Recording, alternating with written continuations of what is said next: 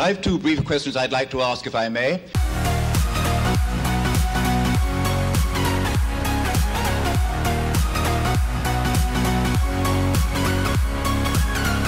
Hi, welcome to Left Foot Media. My name is Brendan Malone and you're watching The Daily Question. Today's question of the day: why is there a soft revolution against feminism? Why is it that there are so many people who remain unconvinced and unwilling to buy into and to go along with that militant third and fourth wave feminist rhetoric? Now, before I explore that question, what prompted today's episode was last week here in New Zealand we celebrated 125 years since suffrage, the whole movement to allow women the vote, to give them equal voting status alongside men.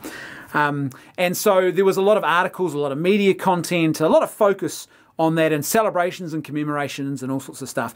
In the midst of that, Michelle Duff, who's a journalist, wrote this op-ed piece, which I'm going to explore now. And then I want to, at the end of it, talk about why I think there is a soft revolution against feminism happening. So here's the op-ed piece. Suffrage 125, Kate Shepherd opened the door, let's burn down the house. Which is an interesting way to start, and really that does declare and set the tone for this whole op-ed piece. Hey, we've finally got into the house that we wanted to be in, let's destroy it. As a young journalist, I once interviewed a successful fashion designer, entrepreneur, and the editor of a magazine. She was in town to give an inspirational talk to a group of businesswomen. When I asked for the secret to her success, she told me it was because she could, quote unquote, think like a man. Men in their lives aren't as emotive as women. If you're not making decisions based on emotion, you can make them in black and white. She said, business is not a person. Now, that is a very sage piece of advice. She's right. And by the way, men can also fall prey to emotionalism when it comes to decision making, and particularly in business. And you can't really operate successfully in business and around economics in that way, because economics and business, as she said, they're not a person. It's not about emotional engagement. It's about analysing, predicting, about taking stock of what you have and making prudent decisions based on all of those kind of things. That was almost a decade ago. For me, in my mid-20s, working my ass off at a provincial newspaper. By the way, I get frustrated. This is just a little side tangent for me. I get frustrated with this whole thing of let's just chuck in cuss words and swear words. It doesn't make you relatable. To me, it just sort of seems a bit lazy. There's so much English and so many words we could use to describe and be more precise in our points. I don't know why we feel the need to drop in cuss words. But anyway, that's a side tangent. Forget I said it. Back onto the op-ed. For me, working my ass off at a provincial newspaper, hearing this was deeply demoralising. It also made me super mad. If you asked the photographer who sat in the car with me on the way back to the office, he might politely say I was a fuming ball of estrogen-fueled rage. Now here's the thing. I don't think she realises the irony in what she's just said here. She's got upset, like really angry at another woman who has told her that the secret to success is to look at what men do well and then imitate what men do well. And she's got so offended and upset by another female just saying something like this, not threatening her, not telling her she had to think like her, just suggesting this is her view on the world, that she, in her words, you could describe it as politely being a fuming ball of estrogen-fueled rage, which ironically is kind of proving the point that businesswoman was trying to get across to her. That women can think, because women have an emotional intelligence, they can fall prey to emotionalism if they're not careful. And that's exactly what she's doing there, I would argue, which is kind of ironic. Figuring out how to make it in a man's world, as Dame Anne Salmon said on the eve of the 125th anniversary of women's suffrage in New Zealand, is exactly the wrong way of thinking. It's not enough just to put women at the top of old hierarchies, she told those gathered for the Women of Influence Forum at the Sky City Convention Centre on Tuesday. Having to act like a man in order to lead, she said, is the quote-unquote ultimate defeat. Why? Why is it the ultimate defeat? If you can recognise, as I said, attributes of masculinity and masculine leadership that would be beneficial to you and you imitate those things, how is that the ultimate defeat? Surely that's you being prudent and recognising, hey, there's a skill I can adopt and I can use to my own advantage here in a good way, and there'll be benefits from me doing that. How is it the ultimate defeat to imitate men when they are successful? What are you saying? That we should never imitate men? That men themselves are the problem? This sort of reads like a warlike declaration against men, full stop. Thank God we are finally talking about this. What do you mean? We've been talking about this for years. In fact, it seems to me that every other week in the media, certainly in my country, there is a discussion about social issues or current affairs that revolves around this gendered-based discussion and distinctions. And is this a case of the patriarchy oppressing women? We talk about this. She's talking here about an event which is called Women of Influence, and it's a forum. And it's being held at the Sky City Convention Centre. And then to say, oh, well, thank goodness we're finally talking about this. We've been talking about this for a while. And so, in fact, I guess some might say that we've got a bit of a talk fest going on. A lot of talking, but not much in the way of positive, proactive suggestions being put forward. The ultimate end game of feminism was not and has never been to simply slot women into all the positions of power currently held by men. The idea is not to uphold the structures that already exist. It is to tear them down. And very rarely do you actually hear a feminist in such a public, forum so accurately articulate the true end goal of militant third and fourth wave feminism, which is not actually about female empowerment. It is about destroying things. It's about this hard revolution where we overthrow and we destroy and we demolish. Being a woman at the top, particularly if you are white, able-bodied, heterosexual and cisgendered, got to tick all them boxes, does not automatically make you a friend to all women. And there you have it. Problem number 2 with militant third and fourth wave feminism. It's not actually about female empowerment. We've already discussed that, and she's quite openly said it's actually about destroying things. But more importantly than that, it's not actually about female empowerment per se. Instead, it's about giving some females control and power. And others, they will be treated, as she says here, as the enemy. You are not automatically my friend. You are not automatically with me in this just because you happen to be female. If you don't agree with me, if you don't buy into my destructive ideology, you are also a heretic and you are as bad as the men who I despise. It's certainly what that reads like to me. I mean, maybe someone could suggest to me another way of reading that that's more sane and rational and less hostile, but that's how I read it. It certainly does not make you representative of all women, which is kind of interesting because my first thought when reading that was, well, who died and made you Darth Vader? Who says you represent all women? My wife and her friends, they read stuff like this and they just chuckle at it and they think, what are you talking about? You don't represent me as a woman. My wife's told me this on more than one occasion, this kind of stuff. She does not connect or identify with this at all. So it's kind of ironic and probably a little bit hypocritical to be standing there saying, well, you don't represent all women, effectively suggesting that this opinion does. Everyone has been raised, and by the way, I'd say that often I think with feminism, that militant third and fourth wave feminism, you tend to get a sort of condescending, sort of holier-than-thou type attitude that often comes across, that they're there to save women from themselves. They're not just there to destroy oppression. They're not just there to tear down the systems and destroy the fabric of society. They're also there to actually to teach those ignorant women how to be real women, because clearly they're not doing it properly. Everyone has been raised in the same world, which undervalues women's work and lives, codes us as feminine, and deems us more emotional, hysterical, weaker, fairer, lesser. Let's break these down one at a time. In a world that undervalues women's work and lives, well, I would completely disagree with both of those. In fact, interestingly enough, I think one question that's worth exploring here is, has militant third and fourth wave feminism actually led to an undervaluing of a lot of aspects of femininity? Has it actually led to an undervaluing in particular of motherhood?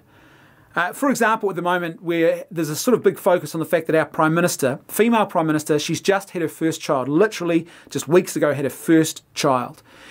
And so there's this big focus on celebrating working mothers. Look at this, the Prime Minister's working and a mother. This is the pinnacle. Hold on, why is that the pinnacle?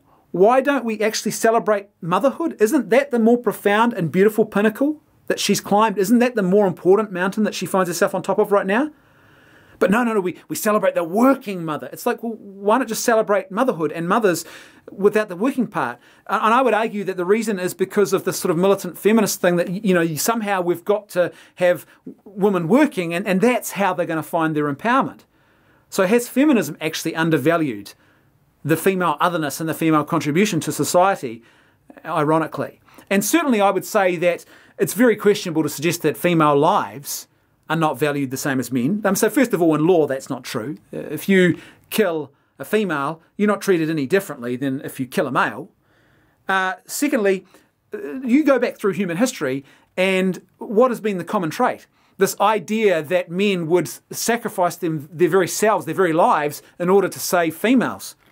It's this idea that there is something important about motherhood and the gift of the feminine, that we would actually, as men, give ourselves an act of sacrifice to save that.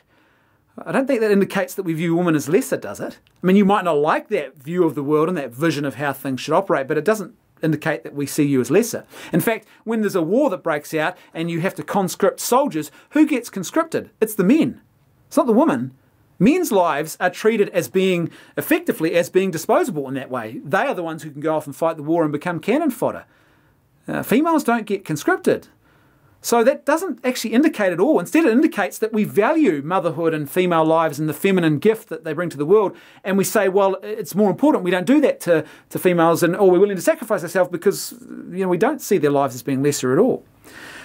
It codes us as feminine. Well, that's because you are feminine. If you're a female, you have femininity. If you're a male, you are masculine. So it's not a bad or a good thing. It's the way things are. And deems us more emotional. Well, females do have an emotional intelligence that men don't possess, and men can learn from that and should learn from that. It's not a bad thing to have emotion and to be emotional about the world, as long as it doesn't fall into emotionalism. I don't see why that would be a problem, or why it would be wrong to say that females have a greater emotional intelligence than men. It deems us as hysterical. And I agree. I think this is a fair complaint. And I say that as a married man who has actually done this, which isn't a good thing. And what I've done is I have weaponized my wife's emotional intelligence. And when I start to lose an argument, or I'm just being selfish and I want to drive home a point, or I don't want to be compassionate and caring in my dialogue with her, I will often just turn around and say, oh, stop being so hysterical. You're just being hysterical. When you're in the middle of a fight or an argument with your spouse, and you say things like that. And what I'm doing there is I'm weaponizing her strength that she brings to the world against her, and that's not good, and I shouldn't be doing that. It's the wrong thing of me to do. And when I do it, I have to say sorry for doing it. You see, the point is my wife isn't being hysterical at all. She is being emotional about an issue that matters. And being emotional about issues that matter is not a bad thing. That's not the same thing as being hysterical. And I think it is a fair complaint that often women are accused of being hysterical because perhaps we don't understand the fact that, or we can struggle to get our head around as men, the fact that emotional intelligence will lead them to bring emotion to a discussion or to a debate, and that's not necessarily a bad thing. When it falls into blind emotionalism, and this is where male and female complementary sort of difference comes into it. The strengths and weaknesses that we bring to the world are different, and my strengths complement my wife's weaknesses, my wife's strengths complement my weaknesses. And so that the danger is you don't want to go too far in either direction. You don't want that sort of cold, clinical, analytical male mind that is devoid of all emotion. Bad things happen when that happens. But you don't want an emotional intelligence that is given over to blind emotionalism. That's also when bad and dangerous things can happen too. And deems us weaker. Well, females are physically weaker, but it's no indication of the fact of female worth, or you've got less dignity. Females are physically weaker. The general norm is, and your average female put alongside your average male doesn't have the same strength, the same physical strength. That's not a bad thing. It's just the way it is. I mean, your average child put alongside your average adult female is also weaker. It doesn't mean they're lesser in any way. Fairer. I don't see what the problem is here, because fairer just means beautiful. That society looks at women and says that, yeah, women are more beautiful than men. They are the fairer sex. It's not a bad thing. I really don't. I think, I don't know, do we want to live in a world where men wander around saying, you know what, she's ugly. Women are ugly, just as ugly as me. Oh, I don't think we want to live in that world, do we? I think it's quite good to live in a world where men wander around saying, you know what, women are the fairer sex, and thank goodness for that, right? Because I'm just the end of a horse right here. And lastly, as lesser. And again, I would disagree. I don't think females are treated as lesser at all. There have been injustices throughout human history where females have been on the receiving end. But I think to make the claim that females are viewed or treated as lesser, certainly as a general norm in our society, I don't think that stacks up at all. You know, you can always find outliers and exceptions to the rule, but I don't think there is a societal norm that says, you know what, females, they are lesser to men. It's hard not to believe these gendered stereotypes. It takes a lifetime to unlearn the ingrained misogyny that's all around us. While stereotypes exist because these traits are consistent and common amongst certain groups of people, I'm not sure why it's automatically assumed that it would be misogyny just because you see those traits and you see those common traits in your society. So, for example, it sort of goes both ways. I remember as a kid growing up, and one of the women's mags that my mother always used to read all the time had a section called Mere Male. And you could write in and tell stories about the dumb things that your husband or your boyfriend or your father or your son had done. The whole column was about the buffhead things that men do. Men can be buffheads. We know that, right? And so these sort of stereotypes, they work both ways. It's not just one-way traffic here. It doesn't necessarily mean that there's anything bad or nasty about recognising that those differences do exist. And here she lists some complaints that she has. Ever been called a slut by another woman? Well, it would depend on why you were being called that. Is it because there's genuine promiscuous behaviour and that person is not being particularly loving or charitable when they point out the truth, but they are just being truthful in what they're saying? I personally don't think that's the way to go about that. It lacks compassion. It lacks, I think, a genuine loving care for another person to call them a slut. But if someone is being promiscuous and you point that out, that's not an act of misogyny. And by the way, this whole idea that somehow women are going to find their empowerment by imitating promiscuous men, that's not good for women. So that any sort of strand of feminism which is promoting this idea that through promiscuity that you're going to advance feminine interests in society, it's delusional. Who does that advantage? It advantages lousy bums, men who don't want to commit, who want to use women for their own selfish self-gratification and dispose of them when they're finished. I'm not interested in hanging around, I'm not going to commit. Who actually ends up worse off there? It's not males, it's females. They're the ones usually literally left holding the babies. This does not advance the cause of femininity. This does not advance the female cause at all.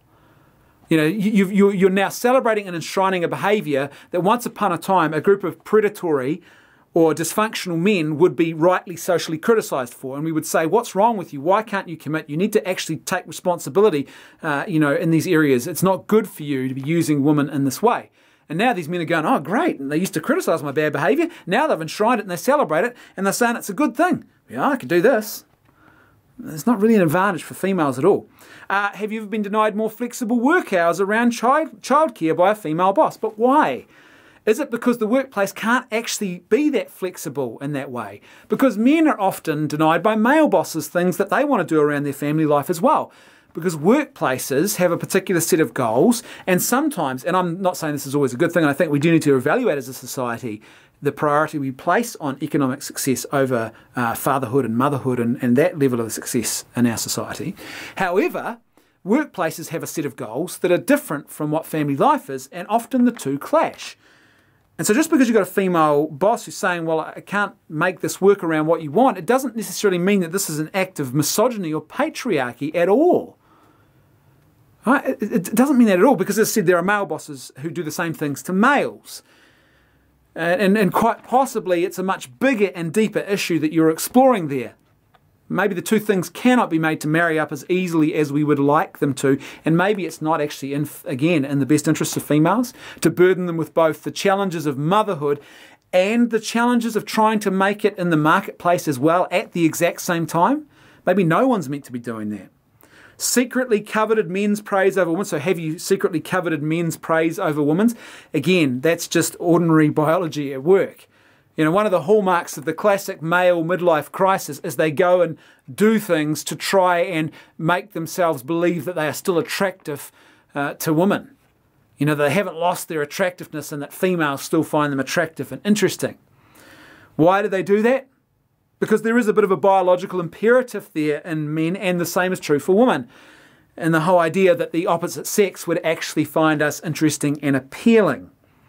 I don't really see why that would be proof of misogyny. Wondered if a sexual assault was somehow your fault. You know, I would agree. If you think it's your fault that you've been sexually assaulted, so you're to blame for the actions of a sexual assaulter, well, clearly that's not right at all. This, my friends, is undercover patriarchy in action. Well, as I've said about many of these examples, is that really true? It would all depend on why these things are being motivated. I'm not going to read the rest of it to you. You get the gist of it. It goes on a little bit longer. But the point is that what this reads like is this doesn't read like a clarion call to end injustice. Instead, it reads like a call to enact some sort of revenge, some sort of violent destruction. Let's burn the whole thing to the ground. And I would argue that's one of the reasons why there's a soft revolution going on. A soft revolution is where people just quietly say, no thanks, I'm not interested in joining in this ideology. I'm not interested in joining your movement because in your movement I see things that I find troubling. In your movement I don't see reality here. In your movement I see things that I don't want to be a part of. It's why we see surveys where you have larger numbers of females who don't identify themselves as being feminist. It's why when you read the comments section of this article, there is a whole slew of people, both males and females, who are strongly criticising this author and talking about throwing the baby out with the bathwater and the vitriol in the tone and what she's saying there. Revenge is not the answer to injustice. If you've got a house where you've got rot in the house, the answer is to remove the rot and to repair the rot. If you've got a society where there are acts of injustice, the answer is to fix the injustice. It is not to destroy the society. It is not to pull the social fabric to bits and completely destroy it. The answer with a broken house is not to burn the house down and say, hey, great, kids, your dad decided he was going to fix the house and he fixed it by burning it to the ground. What happens then? What happens next? There is no proposal here. What comes next?